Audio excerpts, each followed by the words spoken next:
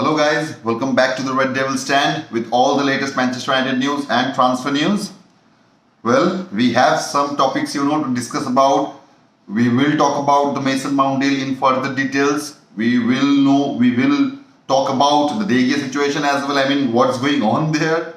We will talk about, and there have been some updates coming out regarding Andre Onana and Rasmus HOJLUND. So yeah, without any further ado, let's get into it. So the first thing we'll talk about today is, the Mason Mount deal. Yeah, we all know, we have all established, we have had our fun, we have all enjoyed the signing of Mason Mount. I'm glad that, at last Manchester United were able to, snatch Mason Mount up.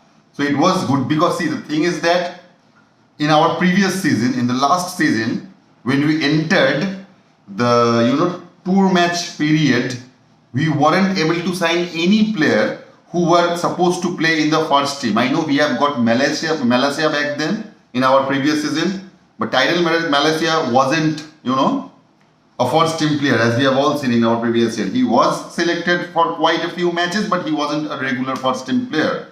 So obviously, regarding Mason Mount, this won't be the case. So in the tour match, we will at least be having one player who would be starting for Manchester United in this coming year. So that is good, I would say that, and we have all know that we have made a deal with Chelsea for about 55 million plus 5 million in add-ons. And the details that's been coming out regarding those add-ons is that Manchester United have made something really hard about those 5 million add-ons, like things like, we have to be able to win Premier League 2 times a row or maybe a Champions League. So those kind of things would be connected to that Mason Mount 5 million add-on. And I really think it would be hard for Chelsea to achieve that add-on. And even if they do that, it means definitely that we will be, winning the Champions League or the Premier League. So I don't think after winning a Champions League and Premier League, United would have any problem spending 5 million on Mason Mount to Chelsea. So yeah, that is the case regarding the Mason Mount deal. He will come the week, in the next week in Carrington for, for the medical checkup and all that stuff that goes with it. And maybe we will get the club confirmation over that period of time. So yeah, those are the things that have been going around regarding the Mason Mount deal. It's been done, as we all know it. So, and there has been some, news media, British media outlets, talking about, they are going on and on about, that John Murdoch, that he have made a magnificent deal with Chelsea. He have pulled a rabbit out of his hat. It's something like that, that it's a magician, he's the man, he's the legend, and he's the God of Almighty. So yeah, and I would never get how biased British media can be after any club who signs, a British player. Because believe me or not, I'm not saying that, the Mason Mount deal wasn't good or something like that.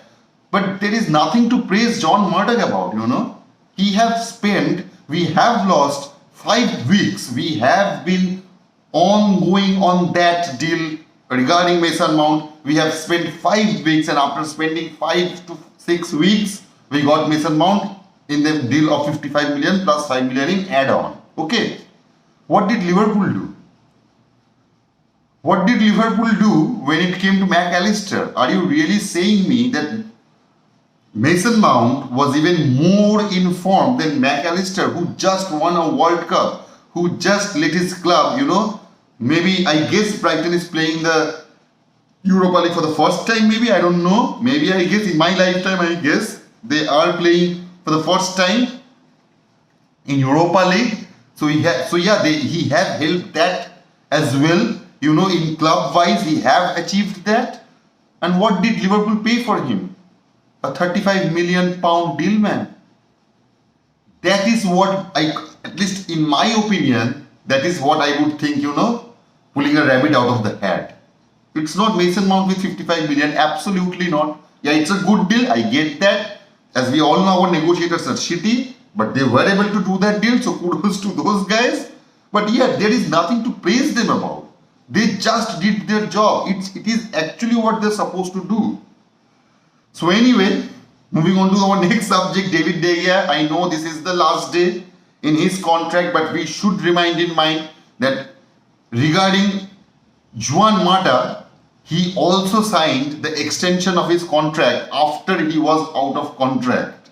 So yeah, that can happen. I know the most high likely part is if David De Gea, goes out of contract today, it's highly likely that he may go for another club. And as I have said, in my opinion, he should go. As the way we have treated him, it's absolutely disgraceful. Because kid me not, he have won a Premier League, he have won Carabao Cup, he have won FA Cup, he have won Europa League, he have 5 PFA Player of the Year awards, he have 2 Premier League Golden Gloves, he have 4 Player of the Year, he have 5 United Players Player of the Year.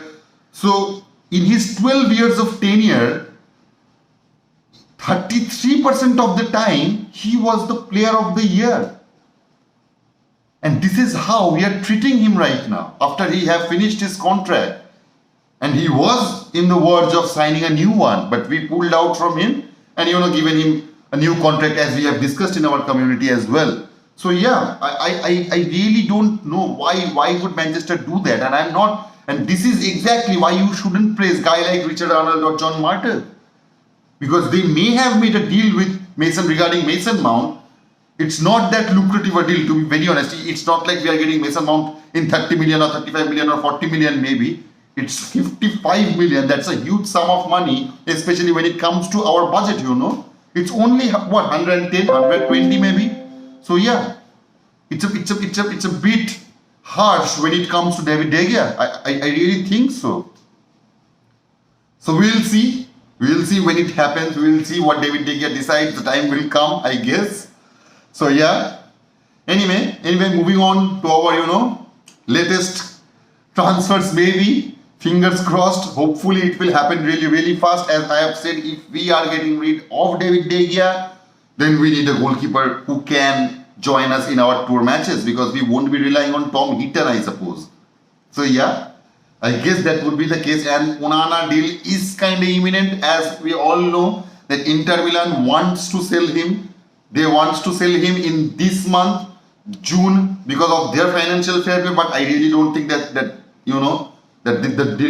deal will happen today. But as it stands right now, it can go this way, that Manchester United put up the phone and call Inter Milan and say, yeah, we are willing to pay 40 million plus 15 million in add-on for Onana, and they are going, okay, done deal, and it's here we go. It could happen that way, or it could take 3-4 days, maybe a week, maybe, I don't know. I hope that it happens before the tour matches, so he is able to join us. I guess our first match is in 12th July. It's against Leeds. I guess it's against Leeds. So yeah, we would need a proper goalkeeper to face that match. I guess we should absolutely do that.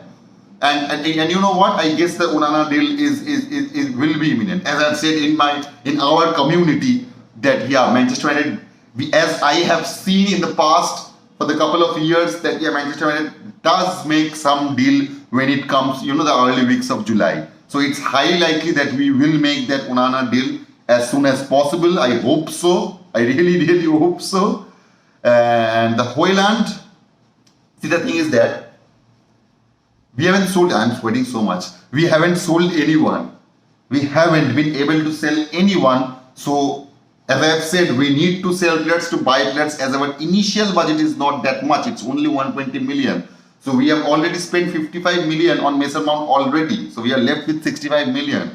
And we go out and pay Onana 40 million. So it would be around 20-30 million left in our account. So yeah, that would be really, really, really messed up. So I think Manchester United have some deals to make out there. But I guess in case of Onana and maybe HOJLUND as well, they will, choose the, what should I say, the installment process. I guess that would be the case in these players regarding Onana and HOJLUND, because I really don't see any other way of signing both of them before we are able to sell any players. If we are able to sell some players, maybe 2 or 3 players at the very least, and accumulating a sum of at least 30-40 million, then yeah, then and only then we may be able to go outright and buy Onana and HOJLUND. But other than that, I guess Manchester United will look out for that installment process of payment.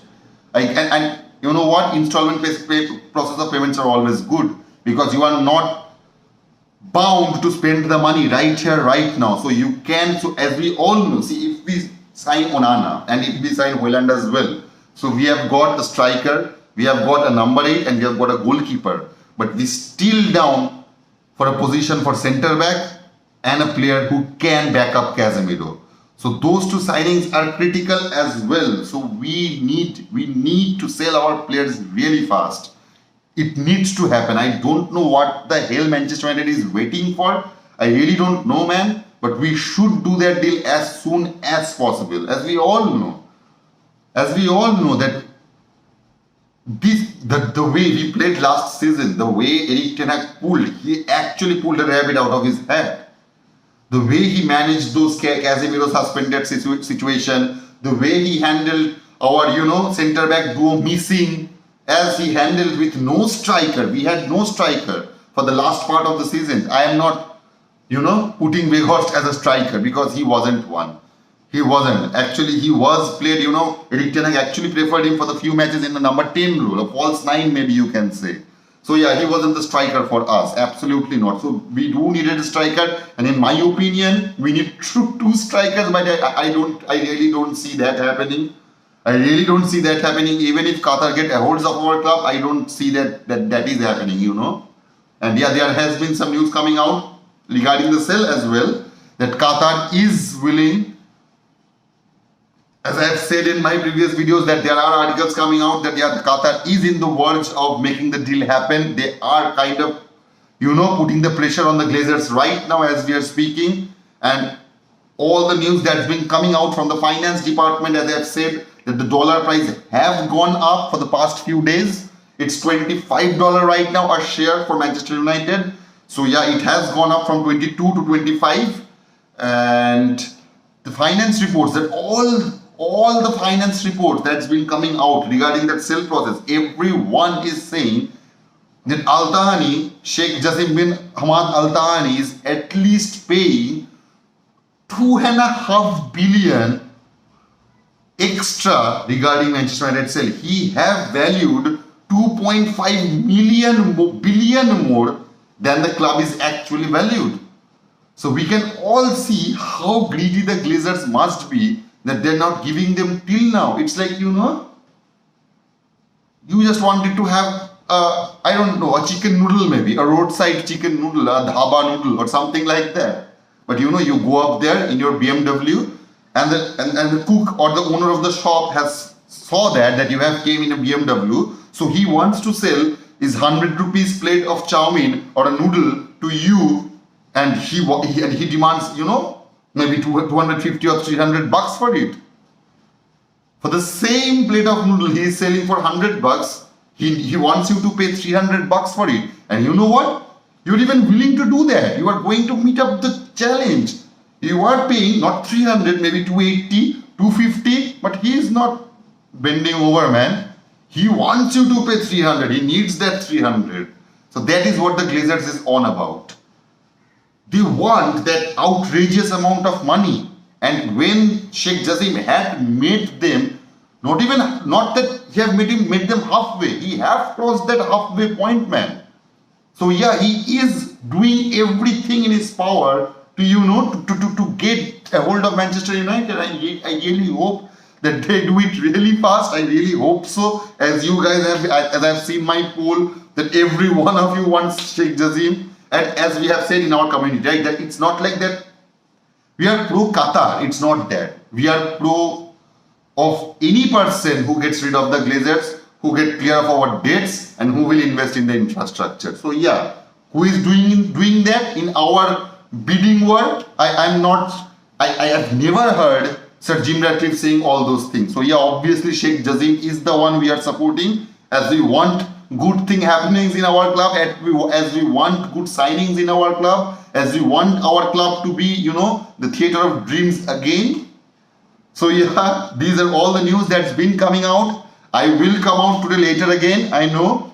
So, and you guys know that I will do so. So I will gather and accumulate all the news I can in the meantime. So until then, if you like this video, smash the like button, smash the subscribe button, And we'll see you on the next video, guys. Kudos to you guys. Goodbye. Take care.